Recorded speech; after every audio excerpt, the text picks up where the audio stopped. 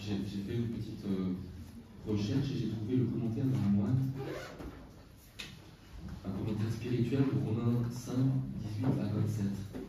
Alors je ne vais peut-être pas lire tout, mais c'est où Saint Paul dit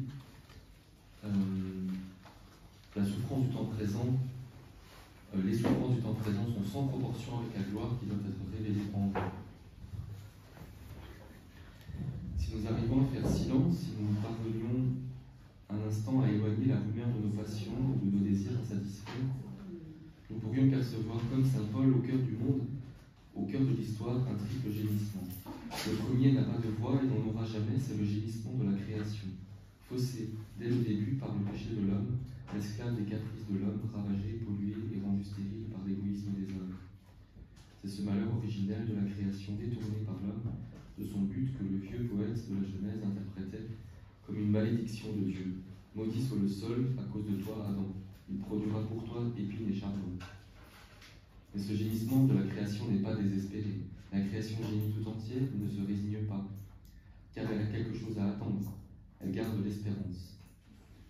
Au jour de la gloire, où dans l'homme transparaîtra pleinement le Fils de Dieu, le monde aura sa part de gloire et de liberté. Il vibrera à l'unisson de la gloire de l'homme d'une manière qui demeure pour nous encore mystérieuse.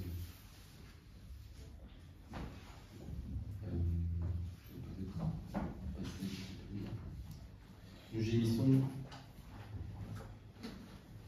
même à cause de notre espérance, car elle met la mémoire à vide et en ténèbres des choses de cette vie et de celle de l'autre. Une citation de Saint Jean de la Croix.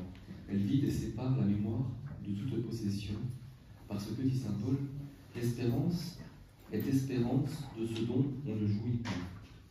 Ainsi, elle écarte la mémoire de ce qui peut se posséder et la met dans ce qu'elle possède. C'est pourquoi l'espérance de Dieu seule dispose la mémoire pour l'unir à Dieu. Nous avons une voix pour nous exprimer, et pourtant, lorsqu'il s'agit de ces choses de Dieu en l'homme, nous gémissons intérieurement, car ces choses-là ne se réclament ni ne s'obtiennent à coup de fureur et d'impatience. Il faut les attendre avec persévérance. Ainsi, notre gémissement est à la fois le signe de notre espérance et de notre impuissance. Nous ne savons pas prier comme il faut.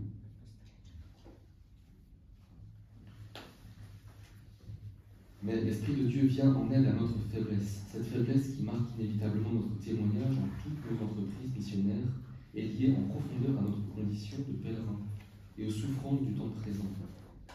Elle est toujours finitude et souvent culpabilité. En tout cas, limite pour le savoir et blessure pour le vouloir de l'homme. C'est cette faiblesse qui nous rend incapables de prier comme il faut, c'est-à-dire de demander selon Dieu ce qui n'est pas monté au cœur de l'homme et pourtant Dieu lui prépare. C'est bien aussi cette faiblesse qui nous fait gémir. Et paradoxalement, l'Esprit Saint nous vient en aide en gémissant lui aussi. C'est le troisième gémissement, celui qui mystérieusement porte et prolonge les deux autres. De même en effet que le gémissement humain n'étouffe pas le gémissement cosmique, de même le gémissement de l'Esprit n'interrompt pas le gémissement de l'homme, mais l'accompagne pour l'achever et le mener à terme. Notre impuissance demeure, mais l'Esprit l'invite et l'oriente vers la gloire selon Dieu. Les mots continuent de nous manquer, mais l'Esprit Saint lui-même intercède par des gémissements sans parole, au-delà de toute parole. Cette intercession de l'Esprit reste bien un gémissement qui traverse celui du monde et entre en résonance avec le nôtre. Mais grâce à lui, notre gémissement de faiblesse devient vraiment filial et passe en Dieu.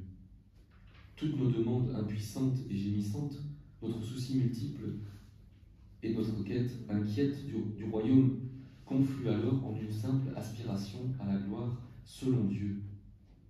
Et Dieu qui scrute les cœurs lit dans le nôtre un désir que l'Esprit a fait sien, ce qui s'opère ainsi au creux des souffrances du temps présent et par le gémissement de l'Esprit en un mystérieux enfantement à la gloire. L'Esprit n'est point parole, il est souffle de Dieu. Il est soupir vers Dieu. Et parce qu'il est à la fois don du Fils et don du Père, il veut transformer toute notre vie en une seule aspiration filiale vers Dieu. Si le gémissement de l'Esprit est intraduisible en notre langage d'homme, c'est sans doute parce qu'il reprend inlassablement la prière du premier-né. Quand Dieu scrute notre cœur, c'est cette prière-là qu'il désire trouver sous forme de gémissement, de cris ou de murmures, parce que cette prière soufflée par l'Esprit Saint vient toujours au-devant du dessein de Dieu. Jamais nous ne sommes plus conformes à l'image du Fils que lorsque nous laissons l'Esprit reprendre en nous sa prière. Non pas forcément au niveau de l'émotionnel, mais au niveau de la foi vive, au niveau de la consécration de tout notre être, au niveau quotidien de la fidélité et de l'amour. Partout où l'Esprit gémit, Dieu entend le cri d'un fils ou d'une fille. Partout où l'Esprit intercède, l'image du Fils s'imprime dans un cœur. Dans le brouhaha des villes ou le silence des lieux de prière, il suffit de coïncider un instant avec le projet de Dieu, avec notre être filial, pour entendre de nouveau le gémissement de l'Esprit. Gémissement paradoxal qui nous rend heureux et confiants et qui réveille en nous la certitude d'être aimés, choisis, consacrés, envoyés avec une multitude de frères. Gémissement d'espérance qui vient prendre en nous le relais de la plus intense des prières. Abba, Père.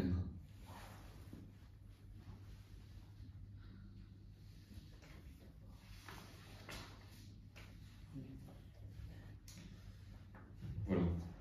J'aimais ce commentaire qui, parlant du gémissement de l'Esprit, montre comment, par l'action de Dieu, finalement, par l'abandon et l'accueil de l'action de Dieu en nous, ce gémissement qui part au départ de blessures, de péché, mais aussi de faiblesse, d'impuissance, devient espérance et devient même union à Dieu, et en fait nous mène à la gloire.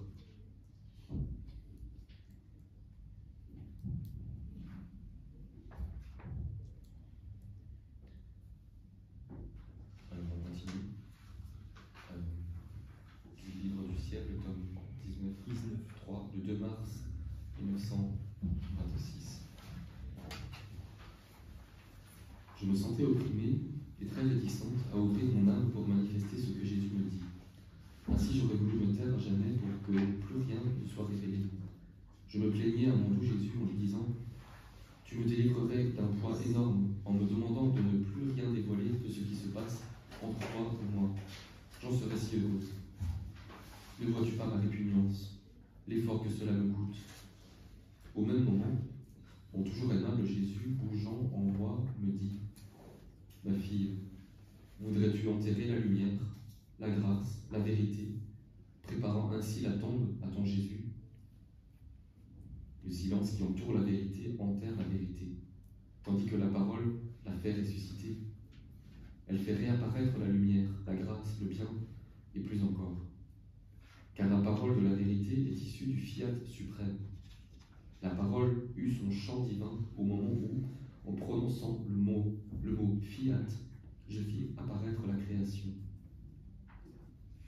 J'aurais pu le faire même en me taisant, mais je voulus me servir du mot fiat pour que la parole aussi soit d'origine divine et pour que, possédant la puissance créatrice, celui qui s'en servirait, manifestant ce qui m'appartient, puisse avoir la puissance de communiquer ces vérités-là à qui a la chance de l'écouter, la parole. Pour toi, c'est encore plus important, car tout ce que je te dis est la majeure partie de la parole d'origine, et la parole d'origine. C'est ce fiat même qui revient à nouveau comme au moment de la création. Il veut divulguer les biens immenses de ma volonté en dispensant cette grande puissance sur tout ce que je te manifeste d'elle, afin de pouvoir véhiculer dans les âmes la nouvelle création de ma volonté. C'est comme cela que tu mènes, en creusant la tombe à ma volonté avec ton silence. J'étais encore plus effrayé et affligé qu'avant. Je me suis mis à prier Jésus pour qu'il me fasse la grâce d'accomplir sa volonté. Mon bien-aimé, comme voulant me soulagé, sortit de moi et, me serrant très fort sur son sein cœur, me redonna de la force. À cet instant même, le ciel s'ouvrit et je les entendis tous dire en chœur « Gloire au Père, au Fils et au Saint-Esprit ». Et je ne sais plus comment, mais je répondis « Comme il était au commencement, maintenant et toujours, et dans les siècles des siècles, ainsi soit-il ».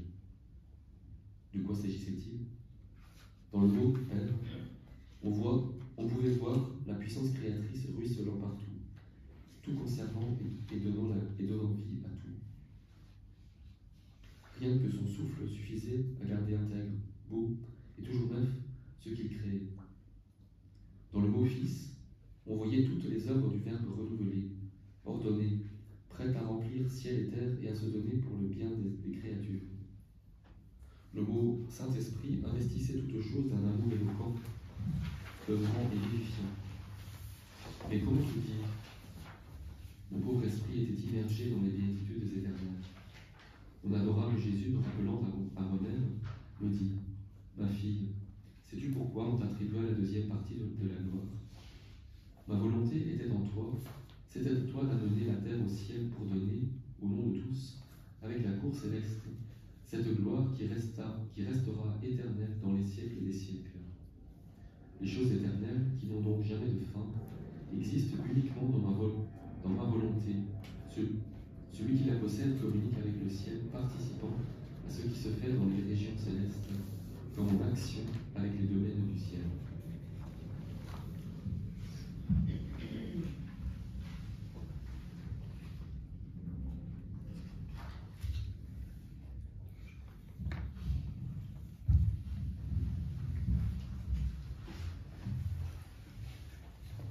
Le livre du ciel, tome 19, au 12 août 1926. La divine volonté ne peut pas régner si les trois puissances de l'âme, mémoire, intellect, volonté ne sont pas en ordre avec Dieu. Les absences de mon doux Jésus se font de plus en plus longues. Oh, combien il me fait soupirer son retour. Comme les heures, les jours paraissent des siècles sans lui. Des siècles, des nuits n'ont pas de journée.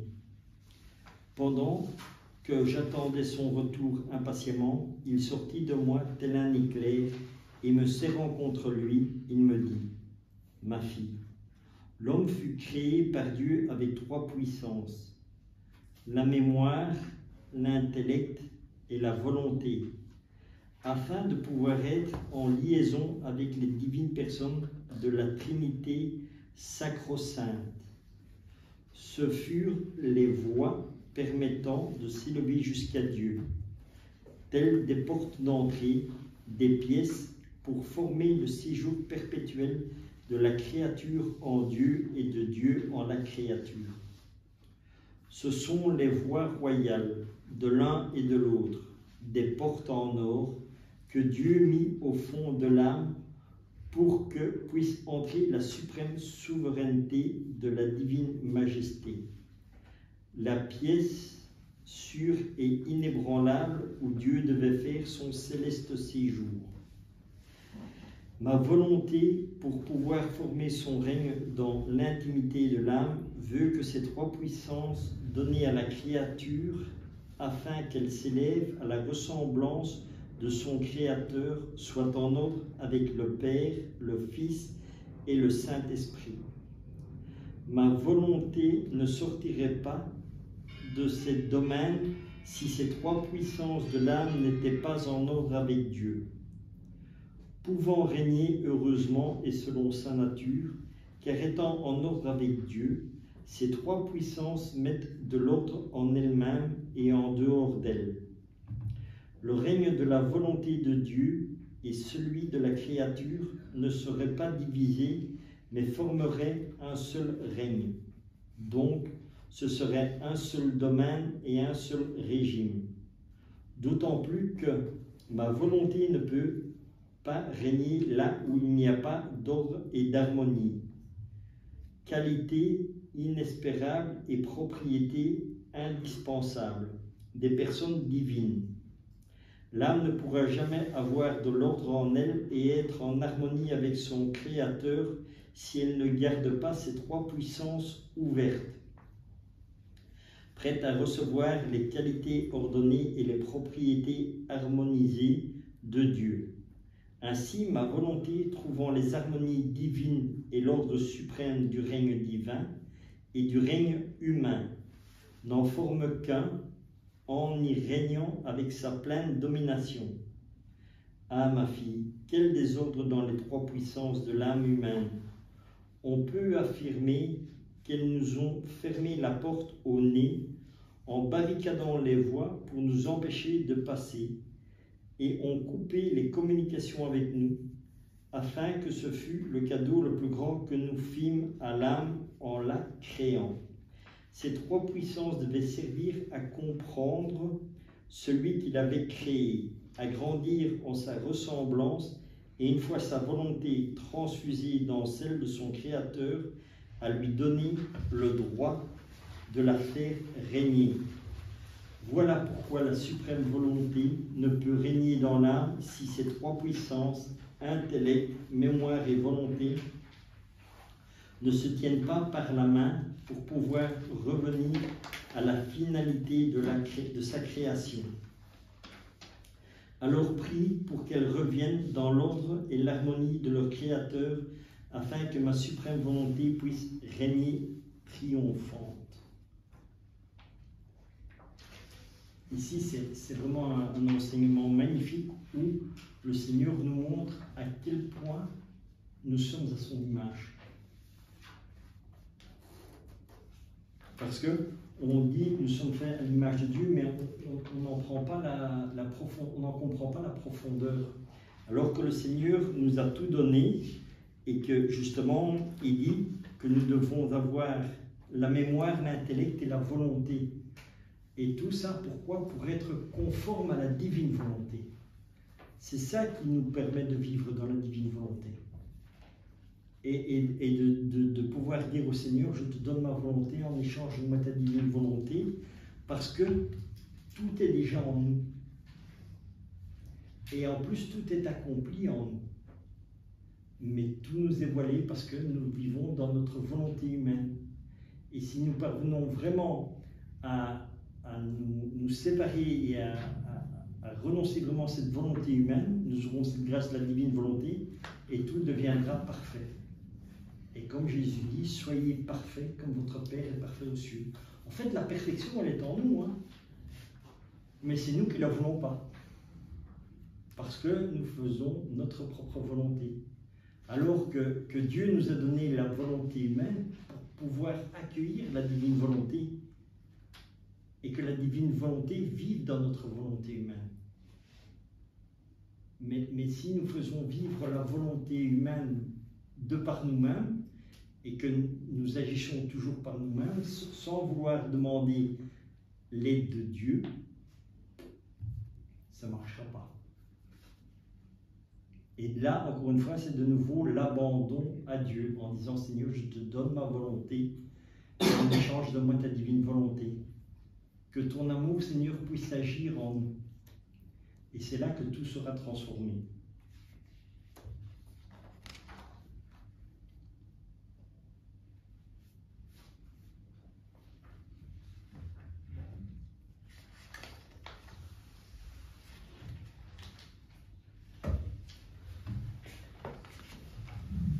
Pardon, je voulais dire, en fait, dans le passage que j'ai lu avant, j'ai sauté un peu. Et il y a au moins une partie qui n'était pas très judicieuse de sauter. C'était à propos du deuxième gémissement. Il explique à partir de Saint Jean de la Croix. Nous sommes adoptés, mais il nous faut attendre la délivrance de notre corps.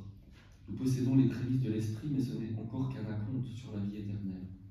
Nous gémissons parce que Dieu nous donne d'apercevoir de loin, toujours de loin, et comme insaisissable, des merveilles protégées par un écran de gloire.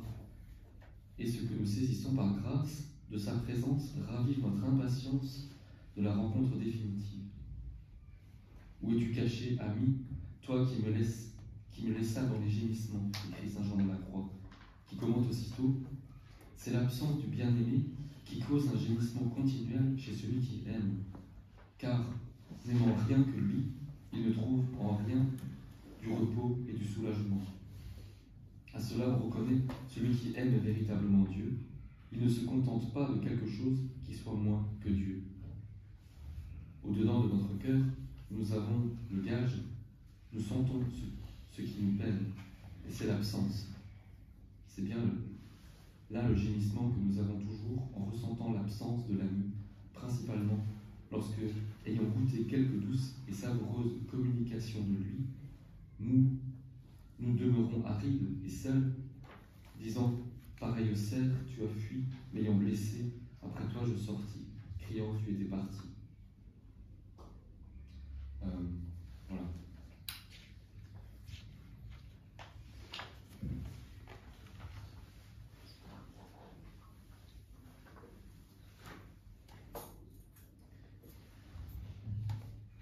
Donc, pour revenir, c'est du tome 21, le 26 février 1927.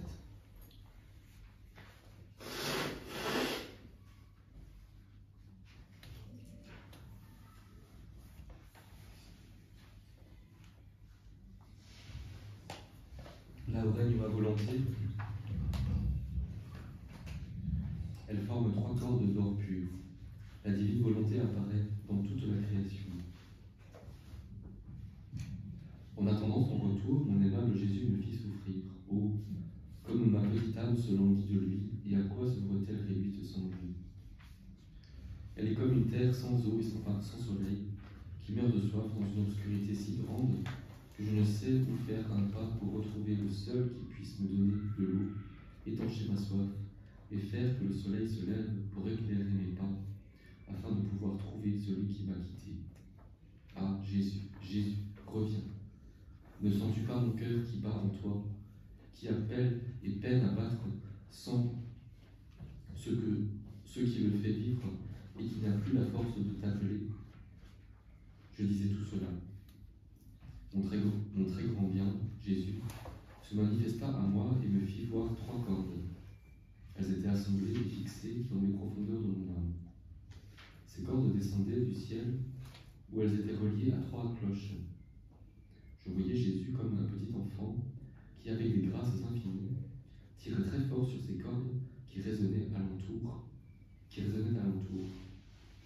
Tous venaient voir qui faisait sonner ces cloches avec tant de force pour attirer l'attention du ciel tout entier. J'étais moi-même stupéfaite.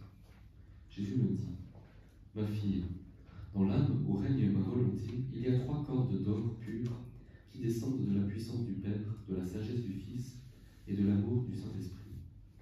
Et lorsque cette âme travaille, aime, prie et souffre, je prends en main les cordes et je mets en branle notre puissance, notre sagesse et notre amour pour le bien et la gloire de tous les bienheureux et de toutes les créatures. Le son de ces cloches est si fort et si harmonieux qu'il invite tout le monde à la fête.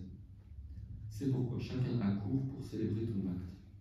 Ainsi, tu peux voir que les actes de l'âme où règne ma volonté sont formés au ciel dans le sein de ton Créateur et qu'ils descendent sur terre par le moyen de ces 3 cordes de notre puissance, de notre sagesse et de notre amour, avant de retourner à leur source pour rendre gloire à la divinité. Je prends plaisir à tirer sur ces cordes pour que tous entendent le son de ces cloches mystérieuses. Après quoi, j'entendis que l'on exposait le Saint-Sacrement dans mon église. Je me disais que pour moi, il n'y avait ni service religieux ni exposition de Saint-Sacrement. Mon doux Jésus, sans me donner le temps d'ajouter une autre pensée, vint me dire, ma fille, l'exposition du Saint-Sacrement n'est pas nécessaire pour toi, car quiconque fait ma volonté a la plus grande et la plus continuelle exposition que puisse avoir ma volonté dans toute la création. De fait, chaque créature animée par ma volonté forme toutes les expositions pouvant exister. Qu'est-ce qui forme ma vie divine dans l'Eucharistie? Ma volonté. Sans ma suprême volonté qui anime l'hostie, il n'y aurait pas en elle de vie divine. Ce ne serait Une simple hostie blanche qui ne mériterait pas l'adoration des fidèles. Or, ma fille, ma volonté est exposée dans le soleil. Et tout comme l'hostie est recouverte d'un voile qui cache ma vie, le soleil a lui aussi un voile de lumière qui a caché ma vie. Et pourtant, qui s'agenouille, qui envoie un baiser d'adoration, qui remercie ma volonté exposée dans le soleil, personne. Quelle ingratitude. Et malgré tout, ma volonté ne s'arrête pas, elle continue à faire le bien sous son voile de lumière. Elle suit les pas de l'homme, elle revêt ses actions. Où qu'il aille, sa lumière est devant lui et derrière lui, pour offrir de le prendre triomphalement dans son sein de lumière et pour lui donner ce qui est bon. Et elle est disposée à lui donner ce bien et cette lumière, même s'il n'en veut pas. Ô ma volonté, combien tu es indicible, aimable, admirable et immuable, pour faire le bien inlassablement et sans jamais te retirer. Vois-tu la différence entre l'exposition de l'Eucharistie et l'exposition continuelle de ma volonté dans toutes les choses créées? Pour l'adoration eucharistique, l'homme doit se déranger. Il doit s'en approcher et se disposer à recevoir ses bienfaits. Sinon, il ne reçoit rien. Mais pour l'exposition de ma volonté dans les choses créées, ce sont les choses qui vont vers l'homme. C'est elle qui se dérange. Et en dépit du fait qu'il n'y soit pas même disposé, ma volonté se montre généreuse et l'inonde de ses biens. Et cependant, personne n'est là pour adorer ma volonté éternelle dans toutes ses expositions. Dans le soleil, symbole de l'Eucharistie, ma volonté répand sa lumière, sa chaleur et ses innombrables bienfaits, mais toujours en silence, sans jamais dire un mot ni me faire un reproche, malgré les horribles péchés qu'elle peut voir. Dans la mer, cependant, sous les voiles de l'eau, ma volonté présente ses expositions de manière différente. Elle semble parler dans les murmures de l'eau. Elle commande le respect par le tumulte retentissant des brisants. Elle peut renverser les navires et emporter les hommes sans que personne ne puisse résister. Ma volonté dans la mer donne une exposition de sa puissance et s'exprime dans le murmure des vagues. Elle parle dans les hautes vagues en appelant l'homme à l'aimer et à la craindre. Et ma volonté, voyant qu'elle n'est pas écoutée, fait une exposition de la justice divine et change ses voiles en tempête qui déferlent irrésistiblement sur les hommes. Oh, si les créatures prêtaient attention à toutes les expositions de ma volonté dans la création tout entière, ils seraient alors toujours dans un acte d'adoration devant ma volonté, exposée dans tous les champs de fleurs où elle répand son parfum, dans les arbres chargés de fruits aux multiples saveurs. Car il n'est pas une seule chose créée où ma volonté ne fasse une divine et spéciale exposition. Et comme les créatures ne lui rendent pas les honneurs auxquels ma volonté a droit dans la création, c'est à toi qu'il revient de maintenir l'adoration perpétuelle du Fiat suprême, exposé dans toute la création. Tu es ma fille, celle qui s'offre comme adoratrice perpétuelle de cette volonté, qui n'a pour l'instant personne pour l'adorer et qui ne reçoit pas l'échange d'amour de la part des créatures.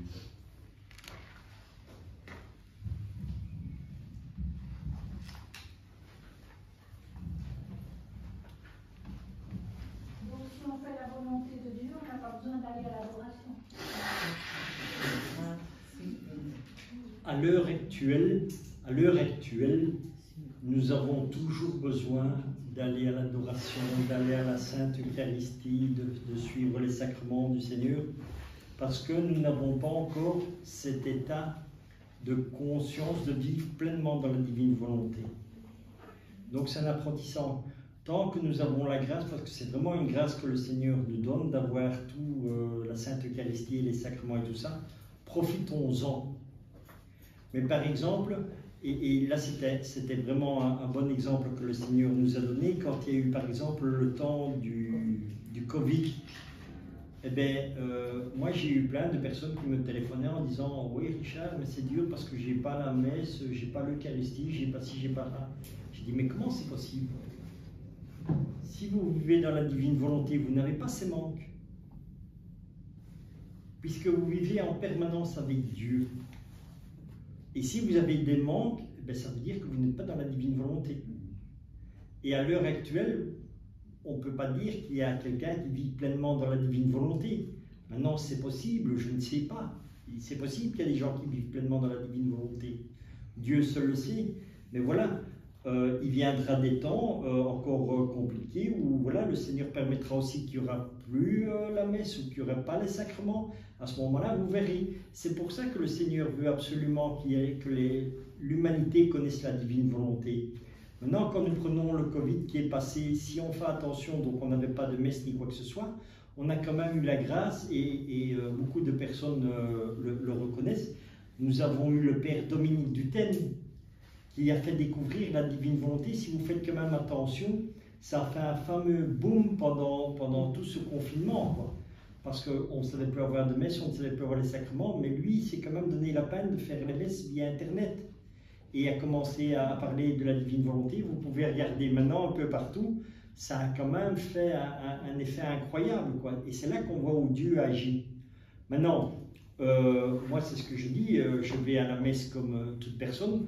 Demain, je ne sais pas aller à la messe, je ne vais pas être malade pour ça, parce que je sais que je vis avec Dieu. Moi, j'ai la grâce aussi de faire des adorations, c'est ce que je dis. Je n'ai pas toujours l'occasion d'aller à la messe ni quoi que ce soit, mais je fais une adoration du Seigneur parce que je sais que Dieu est en moi. Et j'ai vraiment cette grâce d'adoration, de pouvoir adorer le Seigneur, mais vraiment dans mon cœur, et d'avoir ce cœur à cœur avec Jésus. Et c'est ça la véritable adoration aussi. Parce que c'est ce qui est demandé aussi, d'avoir une adoration en esprit et en vérité. Et la véritable adoration, c'est vraiment dans le cœur. Maintenant, comme le Seigneur le dit, qu'il est dans toute la création, vous pouvez avoir une adoration de Dieu dans le soleil. Parce que Dieu est réellement dedans. Puisque c'est lui qui l'a créé. Il est dans tout. Mais est-ce que nous avons cette foi, est-ce que nous avons cette confiance? Voilà, dans la divine volonté, on n'a pas ce souci. Parce que dans la divine volonté, on n'a pas la foi. Puisque Jésus dit, je suis la foi. Et là, notre foi à nous, ce n'est pas une foi humaine où elle monte et elle descend, c'est une foi constante. Parce qu'on sait que Dieu est en nous. Et on a Dieu, donc voilà. Tout simplement. Mais le tout, encore une fois, c'est est-ce que nous croyons dans ce que Dieu nous dit? Dans l'Évangile, vous pouvez prendre n'importe quelle parole de l'Évangile. Est-ce que vous y croyez dedans? Oui, fois sur 10, non.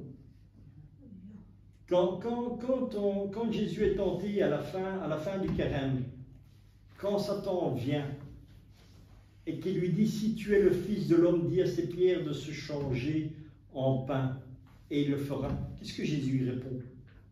L'homme ne vit pas seulement de pain, mais de toute parole qui sort de la bouche de Dieu. Est-ce que tu crois dans cette parole? Moi, personnellement, je peux dire que si maintenant je vous fais une journée comme ça de la divine volonté où on parle que de l'évangile et du catéchisme et des livres, je vous garantis que j'ai plus faim. Et je ne pense même pas à manger tellement que, voilà, je ne saurais même pas manger. Pourquoi? Parce que la parole de Dieu nous nourrit réellement. Mais combien de personnes le croient? Et c'est ça. Il y a plein de... Le Seigneur dit, si vous auriez la foi comme un grain de moutarde, tu diras à cet arbre, déracine-toi et va te jeter dans la mer. Il veut dire quoi, le Seigneur, avec ça? Est-ce que vous croyez réellement que vous pouvez déraciner un arbre et le jeter dans la mer? Et pourtant, c'est une vérité qui vous dit. Et l'arbre que Jésus parle, c'est quoi? C'est l'arbre de la volonté humaine qui se trouve dans notre cœur. Le grain de moutarde, vous l'avez. Si vous vivez dans la divine volonté, Dieu est en vous. Et Dieu dit, enlève cet arbre. Eh bien, l'arbre, c'est quoi? C'est la volonté humaine. Seigneur, je te donne ma volonté. En échange, donne-moi ta divine volonté. Cet arbre est déraciné et nous le jetons. Mais dans ce cas-là, on peut le croire. Eh bien, voilà. Mais c'est ça. Et c'est ça, croire dans la parole de Dieu, croire dans l'Évangile. Mais qui y croit?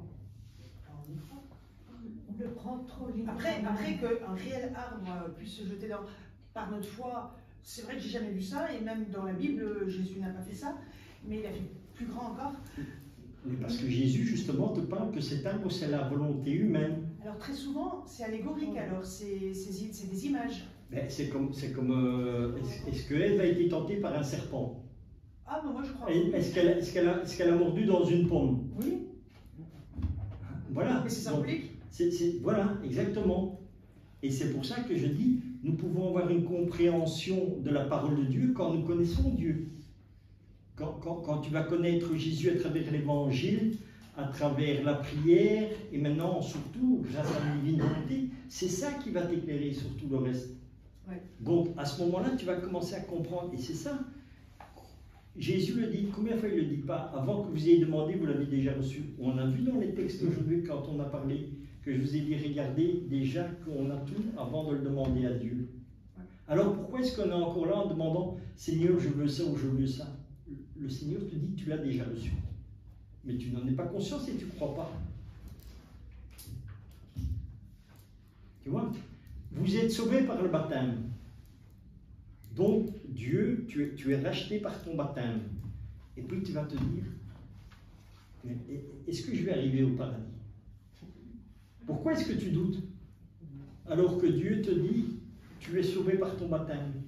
Donc déjà rien que cette parole devrait nous assurer que nous allons au ciel. Mais on n'y croit pas. Si, moi personnellement j'y crois, mais ça m'est arrivé de tomber sur des prêtres qui disaient, ah ben non, t'es pas sûr d'être sauvé. Un peu pour faire peur, un peu, soit vraiment sur le qui-vive, c'est pas sûr. Et je me dis, mais comment je peux être heureuse si j'en suis pas assurée? Après, rien n'empêche les efforts, ce qu'on fait, etc. Mais personnellement, j'y crois. Ben voilà. Comment tu peux rater le ciel avec tout ce que Dieu te donne? Il te donne l'Église, il te donne les sacrements, il te donne la divine volonté. Comment tu veux ne pas arriver au ciel? Il t'a tout donné. Après, c'est sûr. Et là, on peut en venir avec les talents. Hein. On peut venir avec les talents. Le Seigneur t'a donné tous les talents. Après, qu'est-ce que toi, tu en fais? Ça, c'est autre chose. Si tu t'amuses à les gaspiller et à faire n'importe quoi, ben voilà. C'est ce que je dis aux gens aussi, parce que tout le monde dit oui, quand on va passer au jugement, c'est pas Dieu qui va te juger. C'est nous-mêmes. Et c'est pour ça que je le dis et que je l'ai témoigné là tantôt aussi. Quand j'étais au ciel, le Seigneur ne m'a jamais dit t'as fait ça ou ça ou ça. Il m'a jamais fait un reproche ni quoi que ce soit.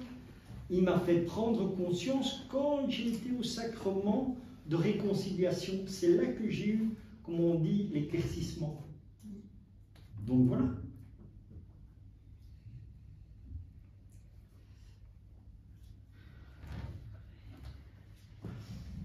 On peut continuer? Oui. Dieu, en créant l'homme, infusa en lui 3 soleils. L'ardeur de son amour, exemple du soleil. Ma ronde dans les actes de la divine volonté continue toujours. Et en arrivant au paradis, il me semble que Jésus veut me dire quelque chose.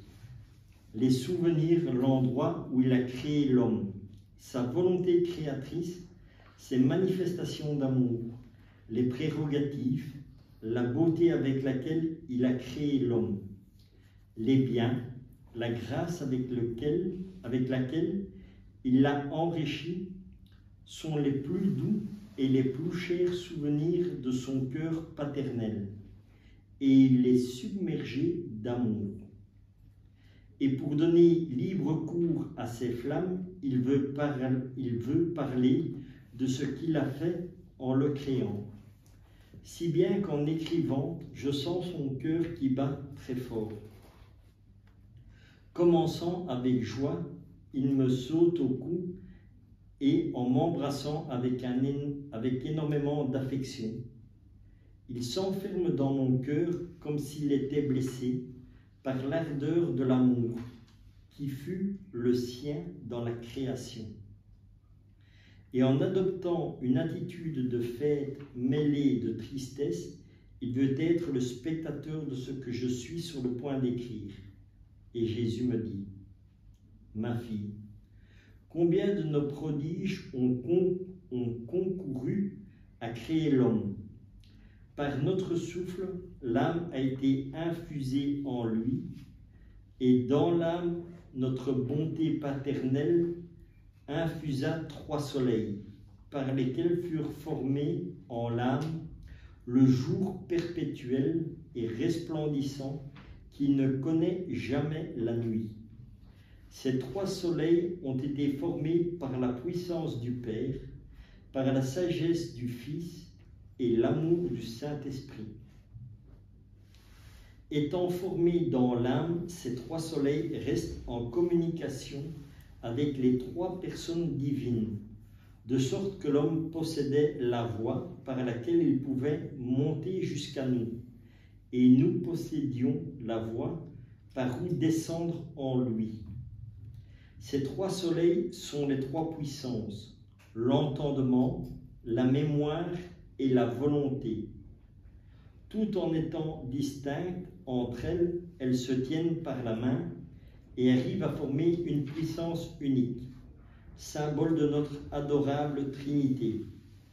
Puisque tout en étant 3 personnes distinctes, nous formons une seule puissance, un seul entendement et une seule volonté. Notre amour, en créant l'homme, était si grand que je n'ai été satisfait qu'en lui communiquant notre ressemblance. Ces 3 soleils furent placés dans les profondeurs de l'âme humaine, tout comme le soleil est dans les profondeurs de la voûte des cieux, d'où il garde la terre, en effet, par sa lumière. Donne vie à toutes les plantes par ses admirables effets, accordant à chacune la saveur, la douceur, la couleur et la substance qui lui conviennent. Dans son silence tacite, le soleil guide la terre, instruit tout le monde, non par des paroles, mais avec des faits et une éloquence que personne ne peut atteindre. Et sa lumière pénétrante devient la vie de tout ce que la terre produit. Regarde. Pour la terre tout entière, il n'y a qu'un seul soleil. Mais pour l'âme, notre amour ne voulait pas se contenter d'un unique soleil. Et dans l'ardeur de notre amour, pour donner et donner, nous avons formé 3 soleils, par qui tous les actes humains devaient être dirigés, animés et recevoir la vie. Quel ordre, quelle harmonie nous avons placé dans ce cher et bien-aimé Fils. Or, ma fille, ces 3 soleils existent dans l'homme, mais ils se trouvent dans la même condition que le soleil qui brille dans les cieux, lorsqu'il est entouré d'épais nuages et il ne peut pas remplir la terre de l'éclat de sa lumière. Bien que les communications ne soient ni interrompues ni brisées par les nuages, la terre reçoit ses effets avec difficulté et elle ne profite pas de tous les biens que le soleil pourrait lui donner. Aussi, ne recevant pas toute la lumière du soleil, il est comme malade, ses fruits sont verts et insipides, et beaucoup de plantes ne donnent pas de fruits. La terre est par conséquent mélancolique, sans air de fête, parce que les nuages l'ont empêché de recevoir la plénitude de la lumière du soleil, pour être couronné de gloire et d'honneur. Telle est la condition de l'homme. Tout est en place entre nous et lui. Rien n'est brisé ou interrompu. Mais la volonté humaine a formé d'épais nuages. C'est pourquoi on voit l'homme sans la gloire, l'ordre et l'harmonie de sa création. Ses œuvres sont infructueuses, gâtées et sans beauté.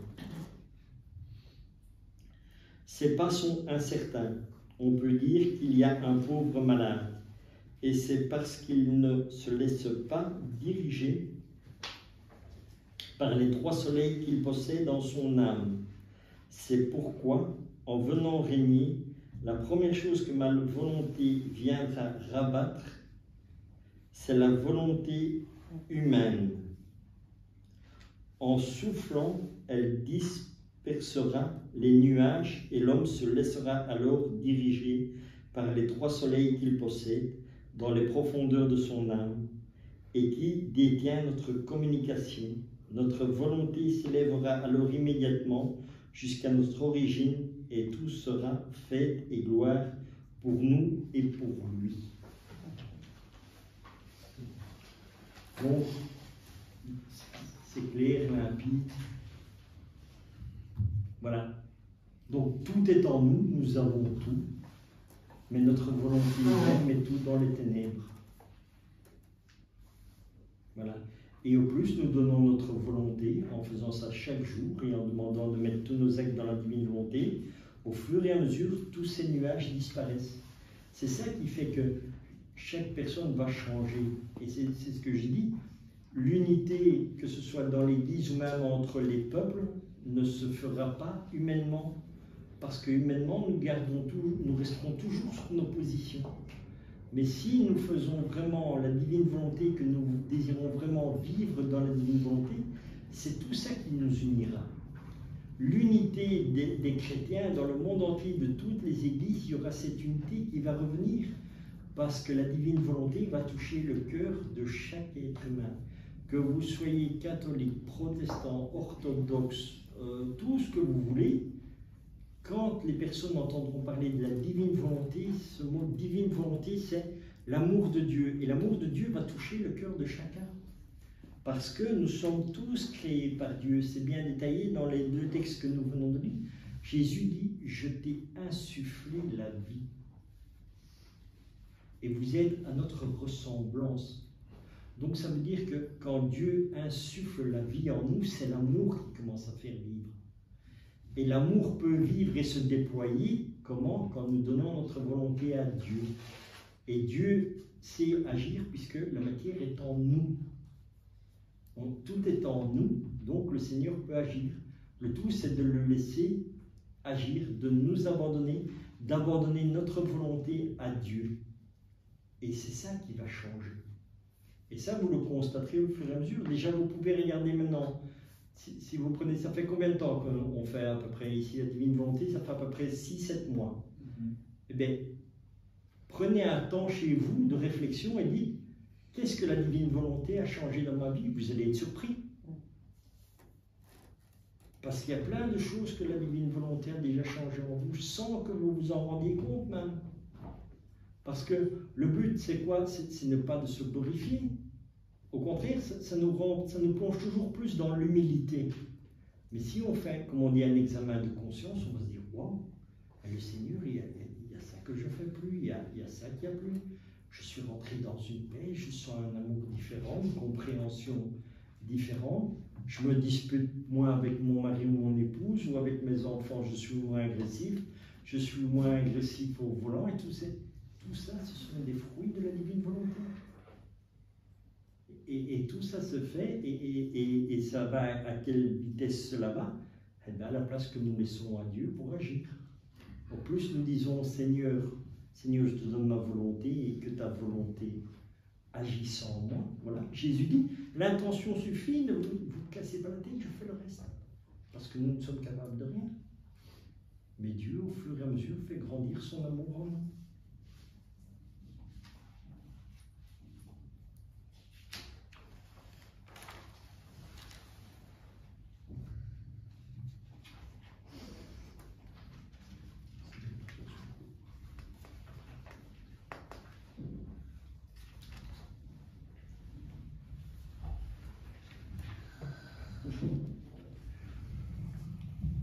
Ça, c'est encore extraordinaire.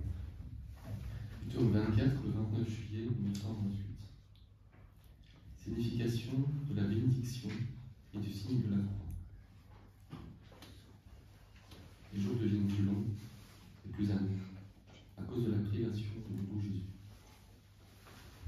Les heures sont des siècles, les jours n'en finissent plus. Et lorsque je fais mes rondes dans la création, je veux inviter tout le monde à pleurer celui qui, fuyant loin de moi, me laisse seul et abandonné à mon dur martyr, de vivre comme si je n'avais pas de vie, parce que celui qui formait ma vie véritable n'est plus avec moi. Alors, dans mon amertume, je demande au soleil de verser des pleurs de lumière pour exciter la compassion de Jésus, afin qu'il revienne vers sa petite exilée. Je demande au vent d'avoir des larmes qui gémissent et des cris pour assourdir Jésus, et des gémissements de cris pour assourdir Jésus de son puissant empire, afin de le forcer à venir. Je demande à la mer de m'aider au convertissement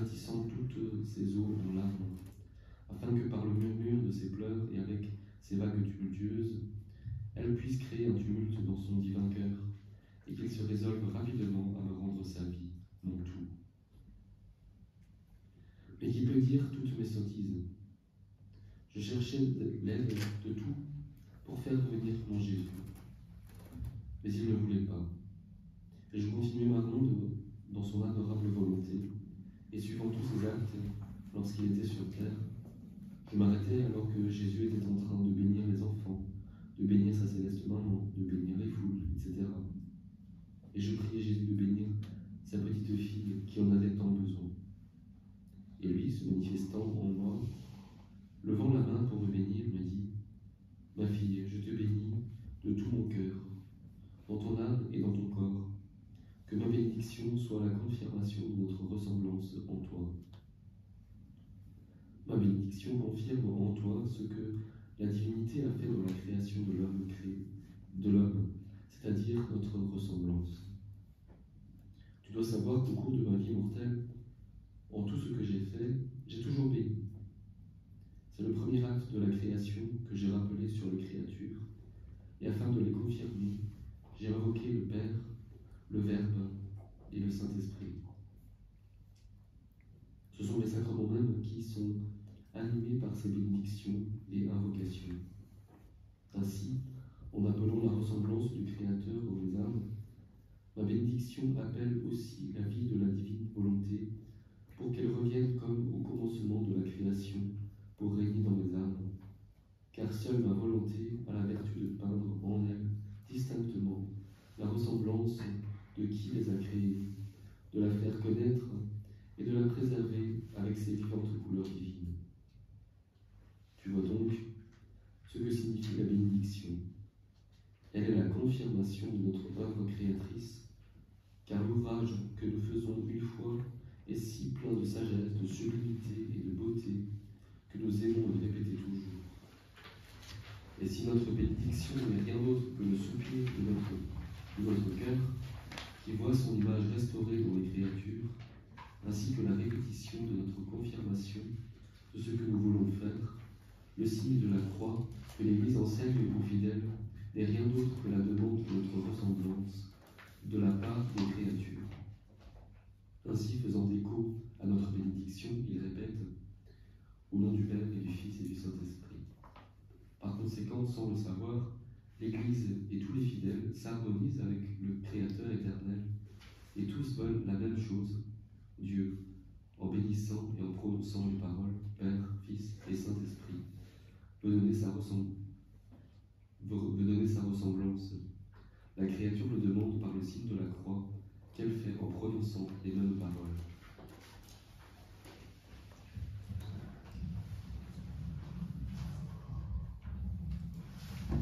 Ici, voilà, pourquoi je trouve aussi que c'est un très bel enseignement et très important. La signification de la bénédiction et du signe de croix. Et ça, c'est quelque chose que j'ai déjà constaté plusieurs fois en allant simplement à l'Eucharistie. Beaucoup de gens viennent à l'église, participent à la Sainte Messe, puis à la Sainte Eucharistie, et ils communient. Donc ils communient au corps et au sang de Christ. Et quand ils ont pris la communion, après ils s'en vont. Ils sortent. Parce qu'ils ont dit, j'ai reçu le corps et le sang du Christ, j'ai tout ce que j'ai besoin. Et il y a le poulet au four. Alors que c'est dramatique, parce que le plus important, justement, c'est la bénédiction finale du prêtre.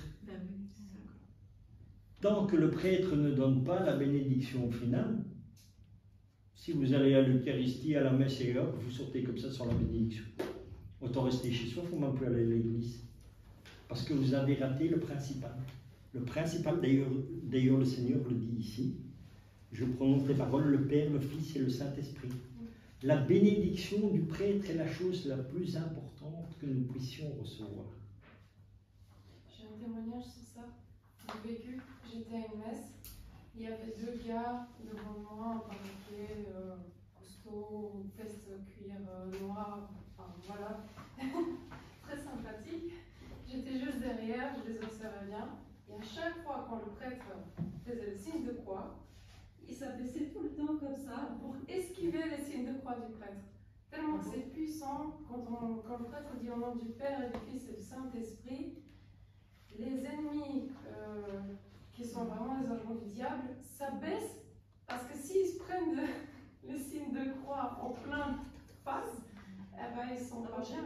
J'avais compris que le fait de s'abaisser, c'était pour ça. Non, à chaque fois, quand le prêtre faisait un signe de croix, Donc maintenant, vous savez, il y a peut-être des gens le savent ou ne le savent pas, donc attendez d'avoir la bénédiction du prêtre.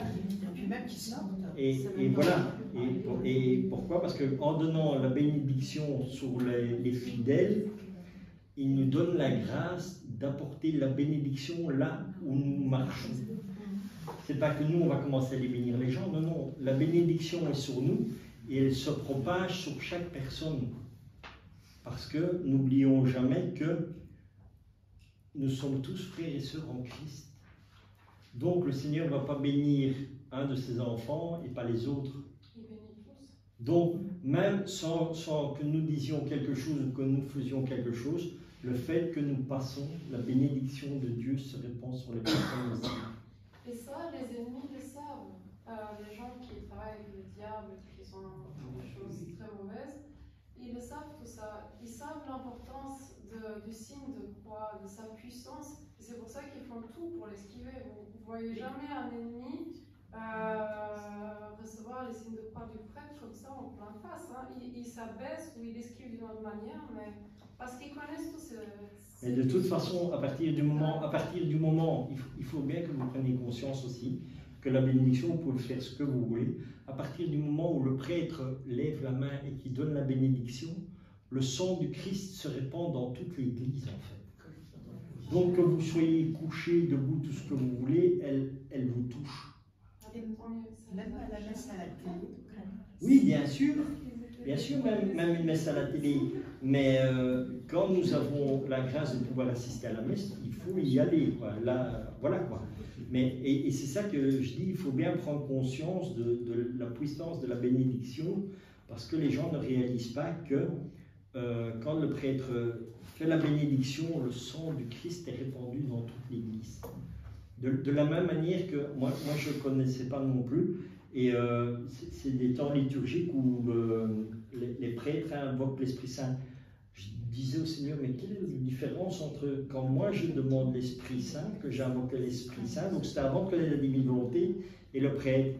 Et un jour, quand je faisais une prière à l'Esprit Saint, je voyais vraiment l'Esprit Saint arriver dans l'église, je voyais une colombe, et cette colombe voyageait dans l'église et amenait une lumière sur toutes les personnes. Et j'ai dit, waouh, merci Seigneur, c'est magnifique. Mais, donc ça, c'était quelque chose que moi je demandais. Et je me disais, mais quelle est la différence entre un prêtre et un laïc? Et un jour, le Seigneur me fait la grâce de nouveau, et je vais dire honnêtement, c'était à Sainte-Catherine, il faisait un chant à l'Esprit Saint. Et quand le prêtre fait le chant à l'Esprit Saint, en fait, quand moi j'avais pris l'Esprit Saint, je voyais la colombe, une belle colombe qui était dans l'église et qui répandait sa lumière. Quand le prêtre a fait le chant à l'Esprit Saint, j'ai vu la colombe dans l'univers qui descendait. La colombe descendait de l'univers et elle venait se poser sur l'église, et de ses ailes, elle recouvrait toute l'église. J'ai dit, merci Seigneur, maintenant je sais la différence entre l'invocation d'une personne laïque et l'invocation du prêtre. Voilà. Voilà, exactement. Donc, et c'est pour ça qu'on ne se rend pas compte de l'importance, malgré tout, que les prêtres, ils ont. Si le Seigneur a donné toute puissance et tout à son Église, c'est pour quelque chose. Et là, c'est vraiment... voilà. Et c'est pour ça que je dis, l'importance de la bénédiction, on ne se rend même pas compte. Quoi. Voilà. Et tout ce qu'un prêtre fait, ben, je suis désolé, c'est une dimension qu'on ne peut même pas expliquer ou comparer. Quoi. Oui. J'ai eu un rêve assez sympathique. J'étais avec Jésus et il y avait un prêtre et puis il y avait un ange à côté. Et alors aussitôt, moi, dans mon rêve, je me mets à genoux devant l'ange. Et Jésus a dit, non, tu te mets à genoux devant le prêtre, c'est mon serviteur. Et quand, à un autre moment, l'ange m'a donné une Eucharistie, je l'ange me donnait l'Eucharistie. Et là, j'ai dit, oh, qu'il est bon l'ange. Et le Seigneur a dit, non, l'Eucharistie a été faite par un prêtre. Et l'ange a été le prendre dans le tabernacle pour toi. Et Bien donc sûr. là, j'ai compris la puissance et la force que le Seigneur donne à celui qui est le disciple, c'est-à-dire au prêtre.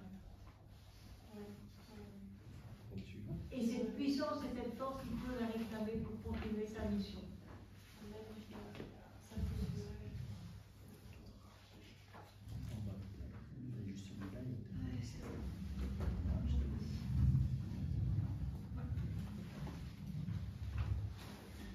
Du tome 31, le 16 octobre 1932. La divine volonté prend tous les siècles pour n'en faire qu'un seul. Elle simplifie, forme le vide, forme la nature divine, et ça marche dans la volonté humaine. La divine volonté, avec ses 12 enchantements, continue de tisser dans mon âme sa vie divine. Elle la fait grandir, lui donne sa forme, la nourrit, la couvre de ses ailes de lumière, et la cache si bien que pas même un souffle de vent ne peut empêcher la croissance de sa vie dans mon âme. Oh, sans la divine volonté qui, mieux qu'une mère, se montre tendre et aimante, et me garde dans ses bras, recouverte de lumière dans toutes les circonstances de ma vie, oh, ce serait sans elle trop pénible, et je ne sais pas ce que je ferais. Mais sa lumière me calme et me fortifie, et je continue. Oh, adorable volonté, combien je te remercie pour tant de bonté. Je t'offre l'infini de ton vouloir pour te remercier comme tu le mérites. Mon esprit était immergé dans sa lumière lorsque mon bien-aimé Jésus m'a refait sa courte visite et m'a dit « Ma bienheureuse fille, comme il est beau de voir la créature sous les ailes de lumière de ma volonté. La créature recouverte de cette lumière ne voit, ne sent et ne touche rien d'autre que sa mère de lumière qui la recouvre. Et si d'autres créatures blessent, battent et remplissent cette créature d'amertume, elle s'enfonce plus profondément dans les bras de lumière et répond à ceux qui veulent la blesser avec un soupir de lumière et les ridiculise en confondant leur humaine perfidie.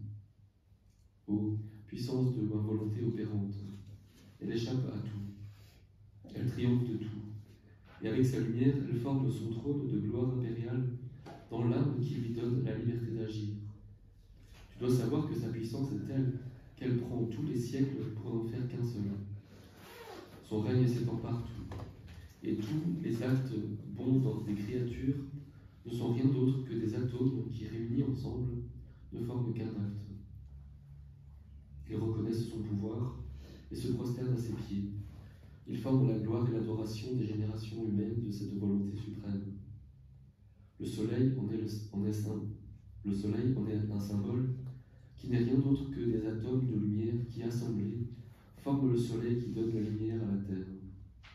Mais ces atomes sont armés d'une puissance divine, et chacun d'eux contient un pouvoir merveilleux, si bien qu'il lui suffit de toucher la terre pour communiquer aux plantes les bienfaits et les merveilles et les merveilleux effets de la formation d'une vie distincte pour chaque plante et chaque fleur.